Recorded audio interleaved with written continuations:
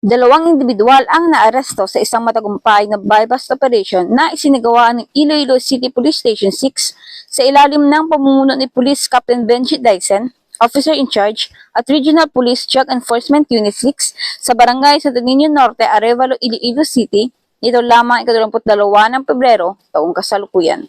Kinilala ang mga suspect na sina alias Glenn, 47 taong gulang, may asawa at residente ng Barangay Villa, Anita City proper. At si alias Mark, 34 taong gulang, binata at residente ng Barangay Santo Niño Norte, Arevalo, Iloilo City.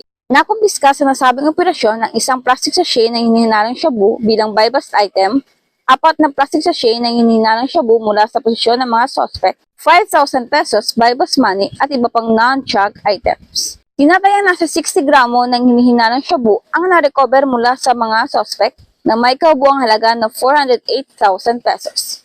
Ang mga nakumpiskang ebidensya ay ipapasa sa Regional Forensic Unit 6 para sa pagsusuri, habang ang mga narestong suspect ay kasalukuyang nasa kustudiya ng ICPS 6 at haharap sa kasong paglabag sa RA 9165 o Comprehensive Dangerous Drugs Act of 2002. Patuloy na pinalalahanan ng mga otoridad ang publiko na magkipagtulungan sa kampanya laban sa iligal na droga at ipagbigay alam ang anumang kahina-hinalang aktibidad sa kanilang komunidad.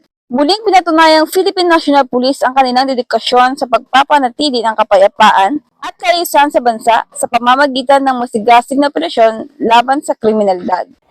Mula rito sa Western Visayas, ako inyong PNN correspondent, Patrolwoman Nanette Sablon, alagad ng batas, tagataguyod ng Balitang Pulis.